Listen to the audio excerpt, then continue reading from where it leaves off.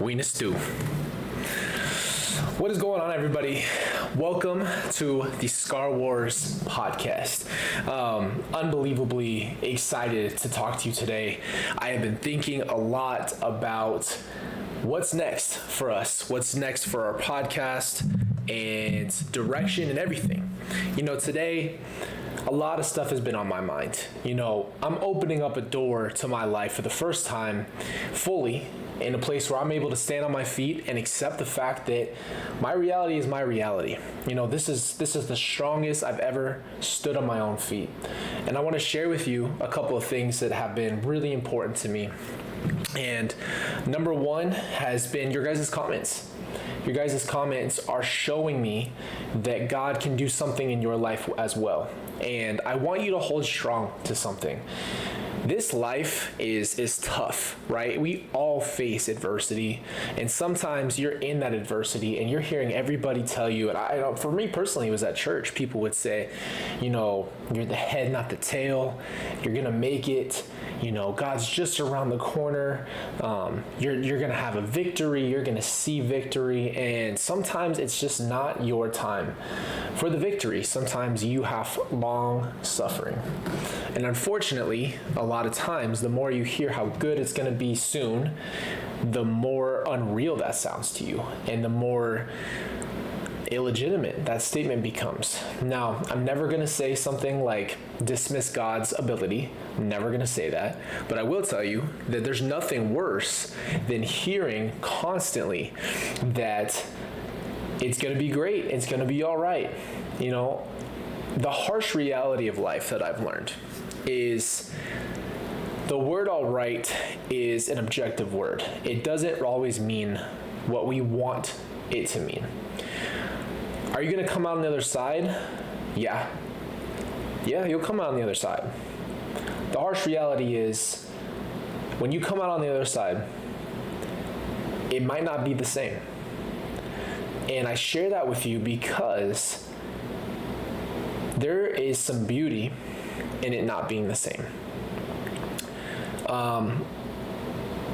It's really hard to understand the lesson you're going to learn. You can't force it and you can't learn it quickly. Sometimes it comes by a slow processing. But if you allow it to process you correctly, then your ability to learn the lesson you were supposed to and grow and change is right in front of you. You just have to be willing to understand that it's hard, and the more you accept how hard it is and realize that you're just a human being, I think the more opportunity you have to grow rather than pushing it to the side. And I did that. Look, I went from 200 flat to about 260. I think all of it was stress and it was hard. I think I put myself in a position where I didn't know how to handle anything. I was young and I never had grace on myself at all. I just always felt pressure. I pressured myself. I thought, why didn't I do this? Why am I not doing more? I just always on myself. Worst enemy, right? Telling yourself all these things. The thing that I have come to realize is that maturity and growth comes in accepting your situation and trying to learn your lessons. And that's really hard to say. It really is, and I know that. But I'm telling you, now that I am starting to come out on the other side, starting to realize that my life situation is not going to change, but there's hope in what is around the corner, and it might not always be the same. You got to put your faith in God, and you got to move. That's all you have. That's all you've got. You're going to have anchors. You're going to have things you need to hold on to. And I'm speaking to the person today that is really struggling. I'm absolutely with you. And I'm telling you, I know how hard this is. I know how hard it is for you to get out of bed sometimes. I know that this feels like the bottom of the pit, and maybe it really truly is the bottom of the pit. But do not look at your life and say, this is the synopsis and this is the end. There's always something else on that other side, and you just have to be patient. As hard as it is, your patience is going to get you to another place. And you're going to learn and you're going to grow. And maybe your whole purpose is to help someone else. Maybe one person, your kids, your family, your wife, whoever. Maybe you have one person you need to touch. Maybe you meet them when you're in your 60s and you hit someone and they say, I've needed this my whole life. You have no idea what your purpose is, but you do have purpose. So please, on everything, hold strong, keep going, and know that nobody in this world is without suffering. Nobody. You got it. I just had to share that with you. Another thing is not giving up on yourself. You got to keep talking to yourself kindly. That is not easy. That is not an easy task. Boy, do I know. It is not easy to talk nice to yourself, but you have to do it. You have to be willing to understand that the more kindly you talk to yourself, and the more that you really focus on the fact that you need somebody to give you grace, and even if that person's you, it's I have to learn and I have to move forward. Those are the words that I've been living by. Learning and moving forward. Because if you're not moving forward, you're stagnant. And if you're stagnant, it's worse. So I just had to say it. I had to say that to you guys. And I want to tell you I appreciate your emails and I appreciate your comments. And I will be getting to your emails at the end of this episode. You know, another really important thing that's been on my mind is the media. It's very interesting to me, the way that media affects us, the way that we, I studied personal training and eating and all kinds of different things, basically kinesiology, which is sports science and a lot of things. And one of the funniest, truest statements is that you are what you eat. And that actually is true on a molecular level. You are what you eat. So it's the same thing with media. And I bring this up because of where we are in the state of everything. You watch the way that the world is going, you watch these news outlets bring you news and tell you things, and a lot of times I think you just are thinking and trusting that this news outlet is 1000% just bringing you something. But there's always angles. There's always an angle for a lot of these news outlets. Not every person has no integrity, and I'm not going to try to plaster or say anything about all these places, but I will say that I've seen personally how the news really twists things because they're looking for sensationalism. And unfortunately, maybe sometimes the truth isn't as exciting. Maybe it's not the same type of clickbait. I don't know. I just wanted to say that the way that we think sometimes is really based off of what we see, and we just accept what we see without looking deeper. I would encourage you guys, just based off of what I've been seeing lately, watching the news outlets, watching these old clips, in my own personal life with my family situation, is sometimes maybe just take more time to think about what you're hearing. And, one of the things I think is really important is you just have to be careful with what media can do to your mind. I've been having a crazy reaction to my own media, and it's so weird, man. I'm telling you, it's so weird to say that. But this is the first time I've been able to stand on my own feet and talk about this stuff. I haven't watched anything.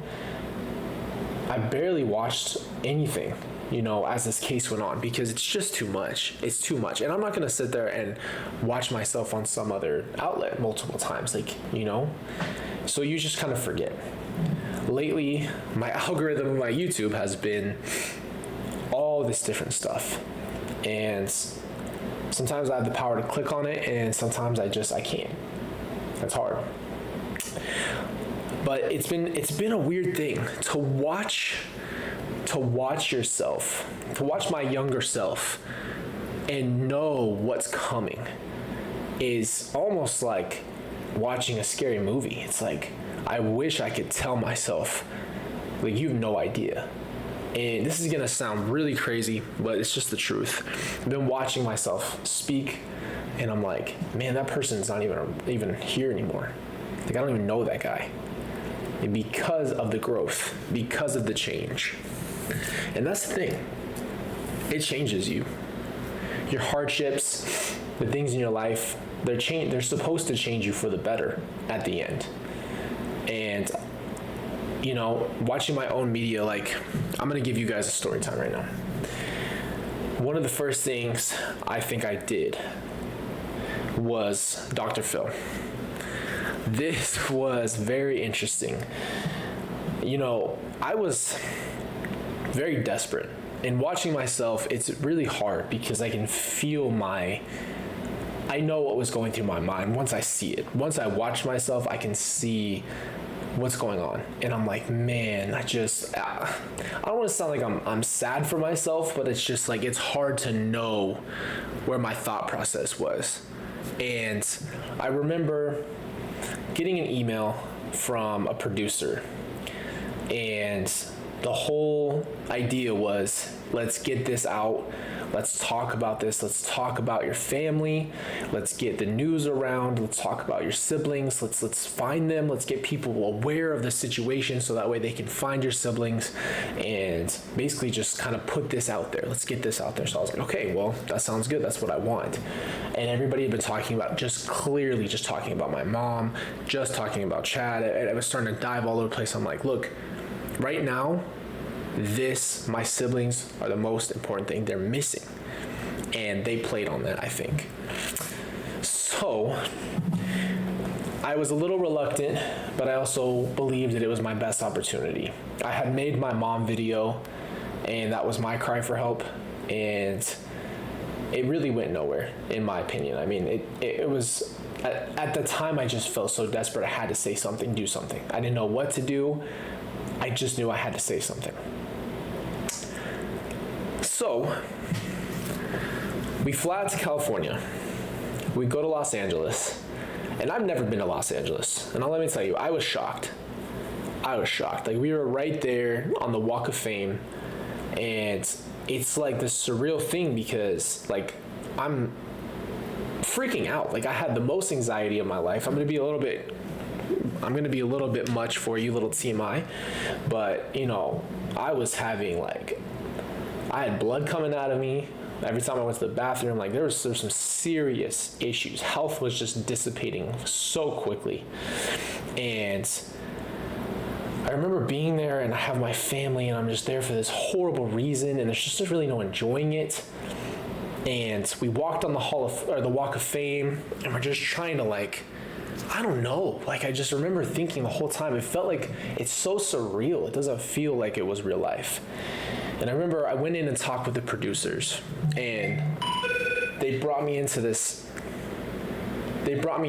a it looked like a house, basically. And we sat there, and the first thing they started asking me is something about who my mom was, or her first marriage, or all this stuff. And I'm like, man, it's not what I'm here for, Like, and I was so, again, I mentioned this in my mom video, or my mom reaction video with my mom. I said I was not very, very non-confrontational. I didn't stand up for myself. I didn't say things unless I was very upset. I had to be someone that, like, volcanoed to get to that point.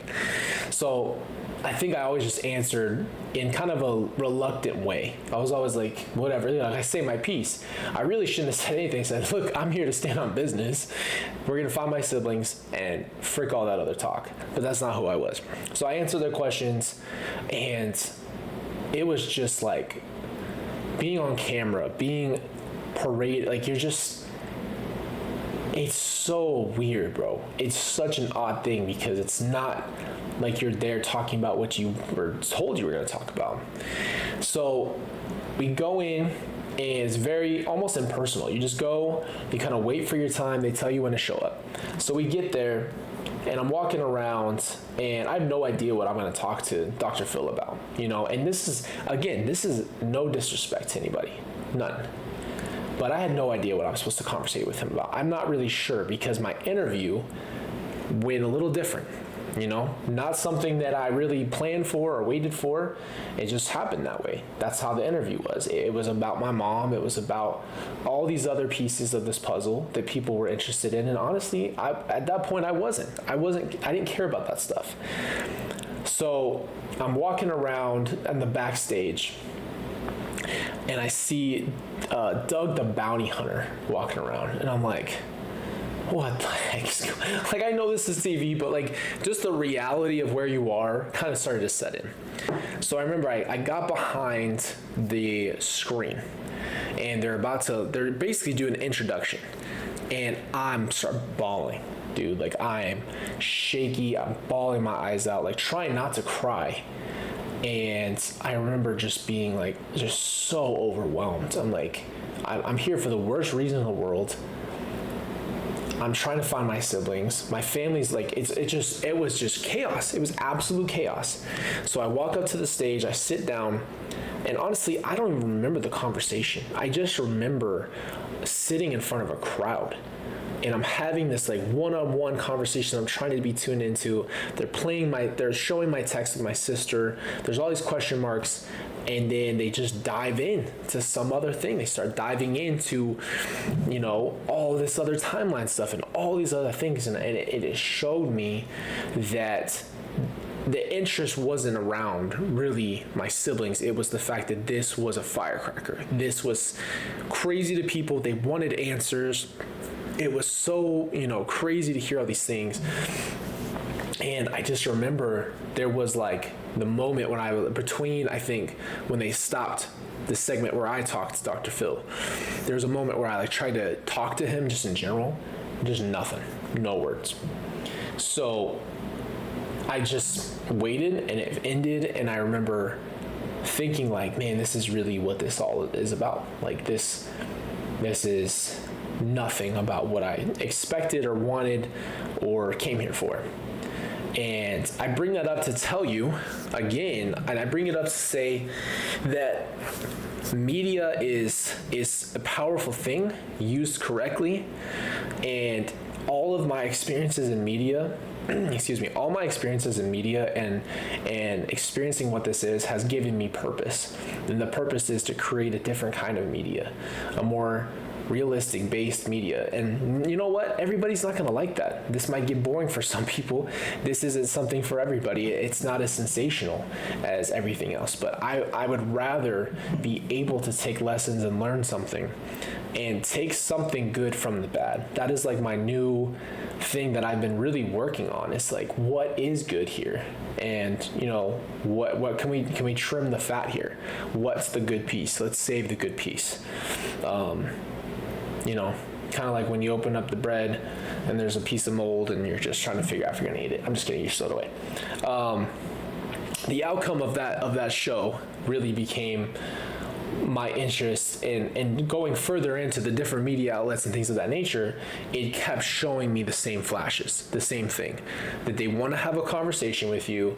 They're definitely interested in your story, but they have an angle. And that was heartbreaking, that there's always an angle and there's always something that somebody wants, and it's not as real as you thought it was. They pitch you whatever, you put yourself out there, you be vulnerable, you're willing to talk about it, they have something they're offering you that sounds good, and gets thrown out the window, unfortunately. All of my experiences, Dr. Phil included, and any other outlet, has really given me the passion to talk about things from a different angle, a different perspective, and even people who might be involved in it, having conversations with them that not everybody else is really maybe even interested in talking about. But I truly believe this, and I believe this by being the recipient, slow your roll, the recipient, there you go, of being on the other side, where you're the one they want to speak to because of whatever reason. I believe that it's very important to give that person a true platform. You can still ask the right questions, you can still do things, but they feel loved, respected, cared for, and you're taking care of their story. That matters. And that gave me a passion for media. Hence why I wanted to do a podcast, why I want to do this channel now, is because the purpose now is to connect with you guys. to be real with you, to have conversations, to learn from each other, to grow from each other. It really is, it's hitting me, realizing like, there's gotta be good, right? There's gotta be something we can do with the situation that can flip it over. God can do anything. So I know he can do it here. This is gonna bring me to a point in this podcast now where I have received your guys' emails. I want to let you know that. I've been reading them. I've responded to some of you, and I've even asked permission for the ones that I was going to share with you. I want to say, first of all, thank you to everyone who was brave enough to share their story. I have a couple of emails here that I'd like to read to you, and I think we're going to learn a lot. So I'm going to pull them up right now. I'm actually really unbelievably excited about this because I think that this is very important, very important. This woman wrote, when you spoke your testimony and victim statement, I cried. It was so hard to keep it together in that courtroom. But your raw story was so hard, I just felt so sick and sad for all that you have gone through. But I noted that you had strong faith in the real Jesus, and you had hope. I am a Christian, and through this trial, I found my own faith being tested and questioned. It was hard, really hard, especially sitting across from Chad, a person who claimed to have a personal relationship with Jesus while also practicing demonic things.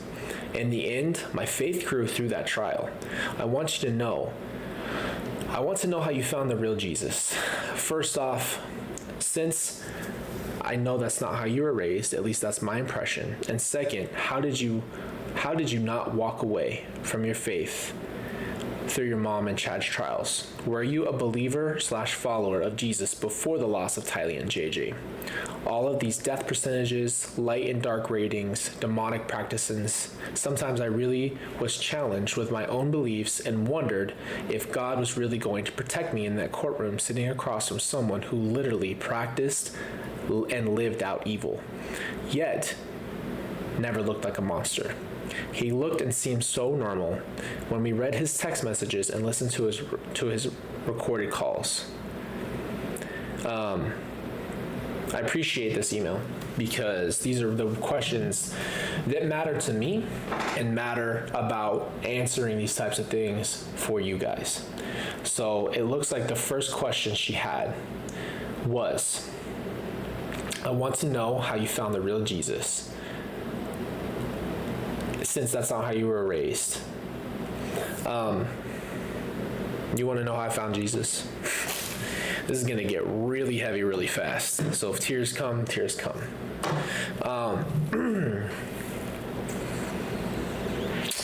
How I found Jesus. Man, that is the story, isn't it? In my book, I told you guys about, basically my book was kind of my testimony. The way I found God, well, my mom taught me about God. My mom taught me about faith, and that was probably the number one thing my mother taught me, was how to pray and believe in God. I had a couple of different scenarios. When I was younger, I was trying to get into a school. We had just moved to San Antonio, and I was trying to go to school, and the school was full. And I really wanted to go there because my best friend who lived down the street was going there, and I wanted to go there.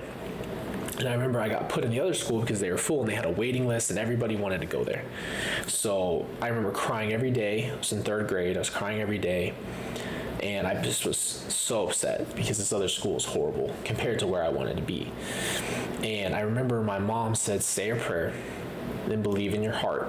When you say this prayer, that God will answer you. So I did. I prayed. And she sat there with me. And Tylee was there with me. She was little. Ooh. And I said my prayer. And like 2 days later, I was crying. I was at school again. I was just having a really hard time. I was like 8 or 9. It was a really hard time in my life. And I remember my mom came to the school, picked me up, brought me in the car, and said that God answered my prayer, that he heard me. And that even though there was a waiting list, I was in. I got to go to that school. And I tell you that because it was so simple, right? It doesn't sound like a lot, but that was like my mustard seed right there, you know. Ooh, let me slow it down. That was my mustard seed for my life, because he answered me. He answered my prayer, and he showed me that he cared about my prayers. Those type of building blocks are why I believed. Now, let me get into another heavy topic. This is a big question, so I'm going to answer it the best I possibly can. After everything hit the fan during COVID, I had stopped being, let's call it, I stopped attending the LDS church at like 21. And I was kind of on a faith journey for myself. I just wanted to know where I stood with everything. I didn't want everything to be what I grew up doing, or letting everything just be, I heard this when I was little, and I remember I was being tested. And this was before I found out what happened to my siblings. And I remember I just so vividly just felt in my spirit God was saying, just restart with me. Don't think about anything else that you've learned. Don't try to remember the lessons you learned when you were a kid. Just restart. And so I just started reading the New Testament. And when I opened my Bible and read what Jesus was saying and read it all for myself as an adult, it solidified my faith. And he solidified me before everything got so bad. And I'm forever grateful for that, because it was so hard to face what was next, but it felt like I was being not prepared, but like he was getting me, he knew what was coming. And so I found him through, I always believed in God. That's probably the strongest thing I have, is a belief that God is real and about Jesus, but he solidified my faith through those things. I did not expect to get this heavy with this. The second question was, were you a believer of Jesus before Tylee and JJ? And I think I answered that question, yes. I was a believer before. And another question was, how'd you not walk away? I'm going to share something really personal with you guys. And I want to say thank you. She asked to be anonymous, which is completely fine. But thank you for your email. Thank you for asking and sharing your perspective too. I'm glad your faith has been strengthened. How did I not walk away? This is going to be really personal. I remember I was driving and I got a phone call from a lady. She was in the FBI. And I pick up the phone and she says, Colby, I just want to let you know that we're searching Chad's property and we found human remains. And the second she said it, I felt a tangible, I'm getting goosebumps, bro. This was real. I remember driving, and I remember the second I heard those words, a tangible hug was wrapped around me. And I'll never forget that. Like, it was like they were just anticipating. And the second that I heard that news, hugged. And I remember just asking, I said, is it kids? Like, is it kids' bones? Like, it was such a stupid question, but I was just like, I don't know.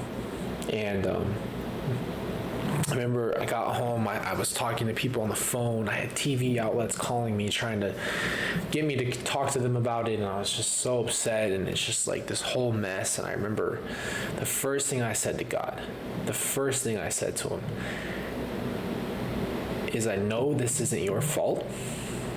Please help me get through this. That was it. It wasn't blaming him or mad at him. It was just, this is the reality. You've got to help me. That was it. So I've never been someone to ask God, why did this happen? Ultimately, that's not an answer or a question. Those questions don't usually have an answer in this life. But what you can do is trust God. What you can do is move forward.